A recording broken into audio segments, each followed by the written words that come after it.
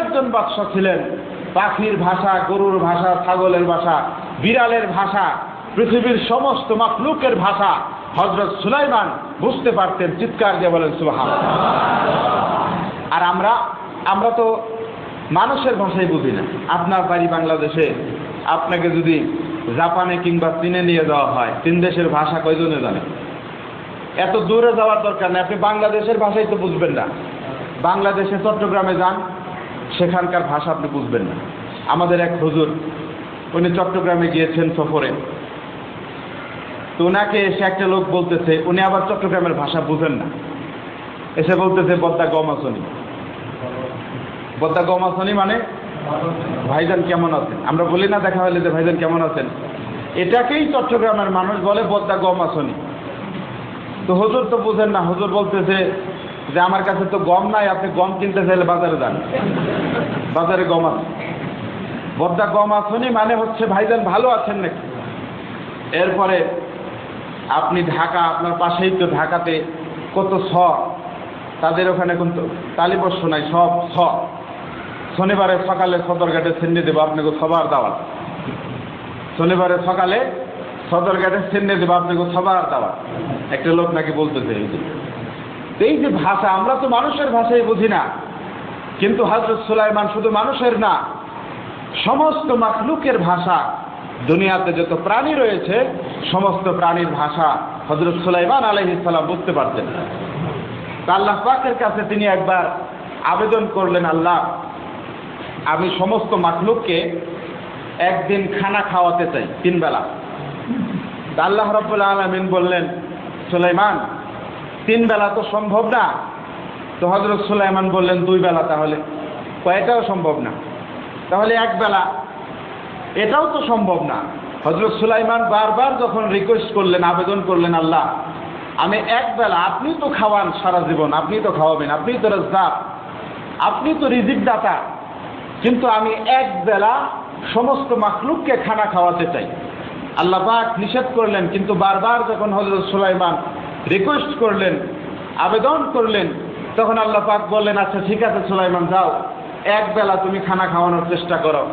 হযরত সুলাইমান 6 মাস শুধু খানা পাকিয়েছেন। কয় মাস? 6 মাস শুধু খাবার পাকিয়েছেন। এখন প্রশ্ন করতে পারেন, হুজুর খাবার পচলো না? হযরত সুলাইমান আল্লাহর কাছে বলে দিয়েছিলেন, আল্লাহ আপনি এমন একটা ব্যবস্থা করে দেন যাতে খাবার না পচে।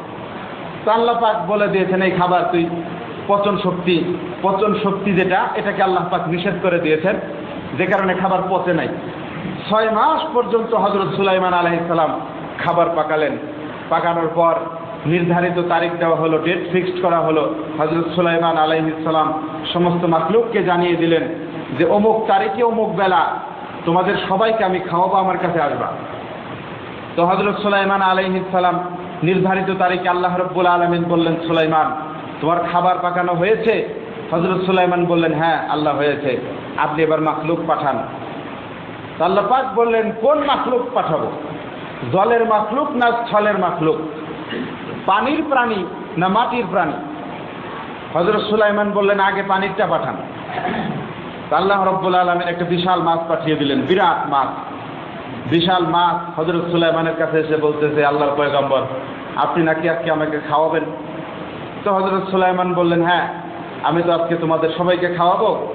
মাছ বলল যে খাবার কোথায়? সুলাইমান আলাইহিস সালাম বললেন যে ওই যে খাবার ওখানে। তো 6 মাস যাবৎ হযরত সুলাইমান আলাইহিস সালাম যত খাবার পাঠিয়েছেন, রেঁধেছেন, সমস্ত খাবার একটা মাছ 1 লোকমায় খেয়ে শেষ করে ফেলেছে। বলেন না সুবহানাল্লাহ।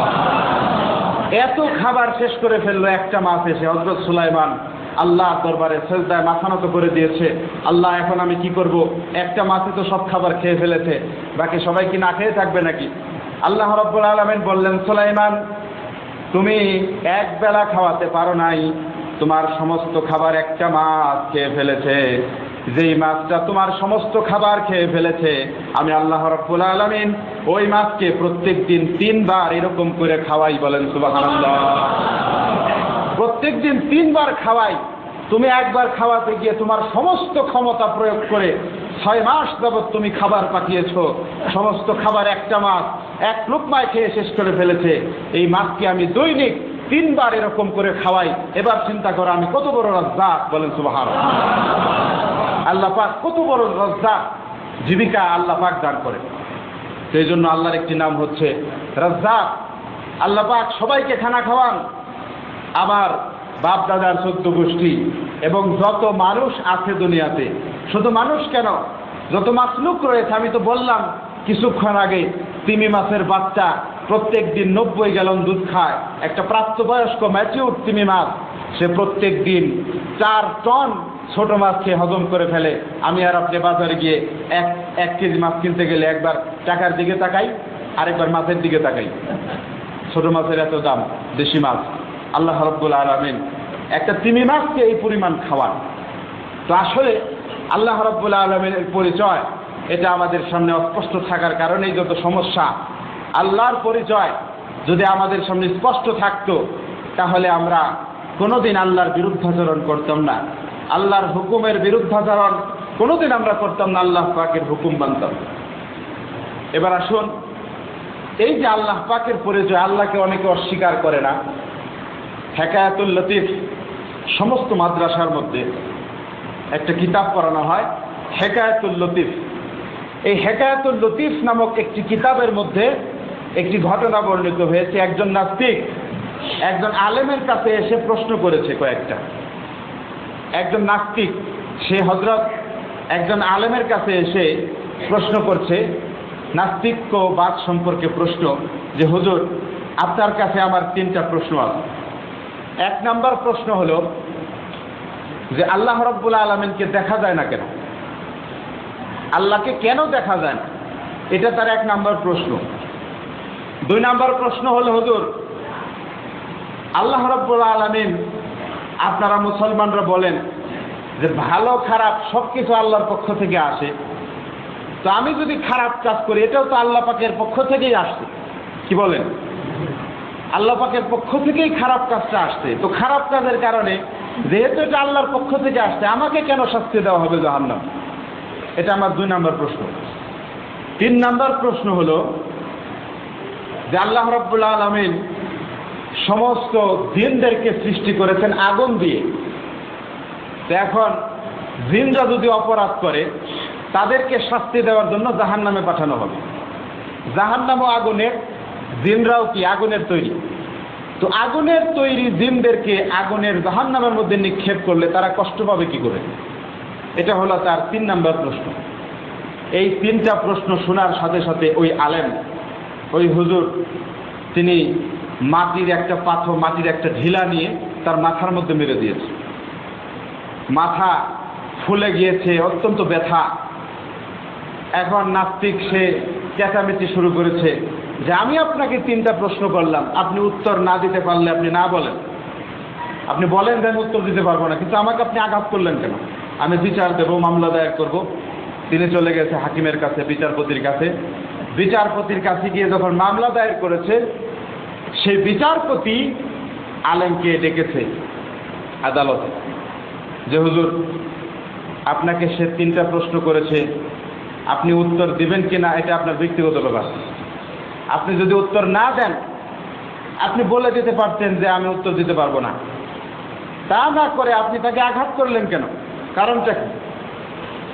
তখন ওই হুজুর বলতেছে, হাকিম সাহেব, এই ইট, আমি যে তার কপালের মধ্যে একটা মাটির ঢিল মেরেছি, এই ঢিল মারার মধ্যে 3 প্রশ্নের জবাব আছে। বলেন সুবহানাল্লাহ। আপনারা কি বুঝতেছেন নাকি আল্লাহ জানে? এই ঢিল মারার মধ্যে 3 প্রশ্নের জবাব আছে। কিভাবে 3 প্রশ্নের জবাব? তার 1 নাম্বার প্রশ্ন ছিল আল্লাহকে কেন দেখা যায় না। তো আমি যে তাকে ঢিল মেরেছি, তার যে ব্যথা লাগতেছে, তার ব্যথা কি দেখানো যায়? তার ব্যথা কি দেখা যায়? আল্লাহকে দেখা যায় না, এই জন্য সে আল্লাহকে অস্বীকার করে। তার ব্যথাও তো দেখা যায় না, আমি ব্যথাকে অস্বীকার করলাম। বলেন সুবহানাল্লাহ। 2 নম্বর প্রশ্ন সে করেছিল যে ভালো মন্দ সব আল্লাহর পক্ষ থেকে আসে, তো আমি খারাপ কাজ করলে আল্লাহ পাক জাহান্নামে দেবেন কেন, আমাকে আযাব দেওয়ার জন্য? তো ভালো মন্দ সব যদি আল্লাহর পক্ষ থেকে আসে, এই যে আমি যে তোমাকে ঢিল মারলাম, এটাও তো আল্লাহর পক্ষ থেকে আসে। কি বলেন? এটাও তো আল্লাহর পক্ষ থেকে আসছে, সুতরাং আমাকে কেন শাস্তি দেওয়া হবে? ভালো মন্দ সব কিছু আল্লাহর পক্ষ থেকে আসে, খারাপ কাজও আল্লাহর পক্ষ থেকে আসে। এই জন্য যদি আপনাকে জাহান্নামে শাস্তি দেওয়ার জন্য না দেওয়া হয়, তো আমি যে আপনাকে আঘাত করলাম এটা তো আল্লাহর পক্ষ থেকে আসলো, সুতরাং এই কারণে আমাকেও শাস্তি দেওয়া যাবে না। বলেন সুবহানাল্লাহ। 3 নাম্বার প্রশ্ন সে করেছিল যে জিন জাতি আগুনের তৈরি, তারা অপরাধ করলে তাদেরকে শাস্তি দেওয়ার জন্য জাহান্নামে ফেলা হবে। জাহান্নাম আগুনের তৈরি, জিনও আগুনের তৈরি, তো আগুনের তৈরি জিনদেরকে আগুনের তৈরি জাহান্নামে ফেললে শাস্তি হবে কি করে? এটাই যদি হয় তোমার যুক্তি, তাহলে এই যে মাটির ঢেলা এটাও তো মাটির তৈরি, আর তোমার শরীরটাও তো মাটির তৈরি, তো মাটি দিয়েই তো আমি আঘাত করেছি, এখানে তো শাস্তি হওয়ার কথা না। বলেন সুবহানাল্লাহ। আল্লাহ রাব্বুল আলামিন এই আলেমের মাধ্যমে নাস্তিককে বুঝিয়ে দিলেন নাস্তিক্যবাদ এটা সম্পূর্ণ বিভ্রান্তমূলক, এবং এই নাস্তিক্যবাদ সম্পর্কে আমাদের জানতে হবে। নাস্তিকদের কাছে যাওয়া যাবে না, যারা এই সমস্ত কথা বলে যে আল্লাহকে দেখা যায় না এই জন্য বিশ্বাস করব না। আরো অনেক ধরনের প্রশ্ন তাদের আছে।